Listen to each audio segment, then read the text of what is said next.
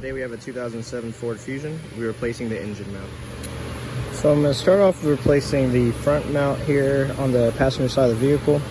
First thing I'm going to do is with a 2x4 on our floor jack, we're going to just put it on the bottom of the oil pan, just give it a little support, raising it up, basically leveling it out.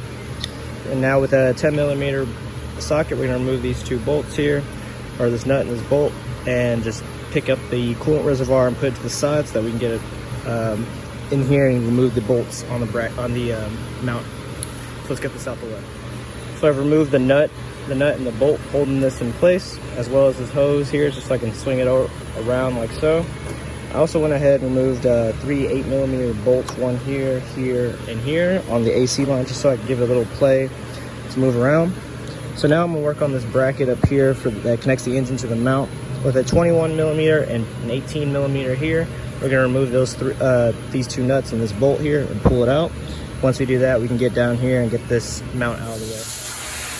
So I actually have a problem with this bolt here. The mount has split beneath it, so it's just spinning. So I'm gonna go ahead and remove the actual whole mount now that I have removed these two nuts here. Using a number 15, I'm gonna remove the 3 nuts, and then we're gonna pull the whole mount out. So I got the old mount removed and separated the engine mount from it. The engine bracket, sorry. Now I have the new mount in here. I torqued down the bolts to 50 foot-pounds. I had an extension with my ratchet. The specs is going to be 41 foot-pounds to tighten this down. I mean, you can also just use an impact gun to just tighten it, but just want to keep it pretty much to the factory specs. But anyway, so tighten those 3 bolts down.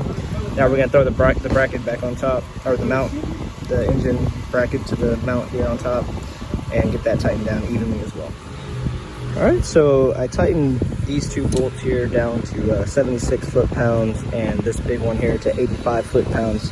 Now I'm going to go ahead and put everything back on, starting with this, going with my coolant reservoir, and then getting those 8mm back on the AC line. Once we finish that, we're going to get to the transmission mount and finish this up.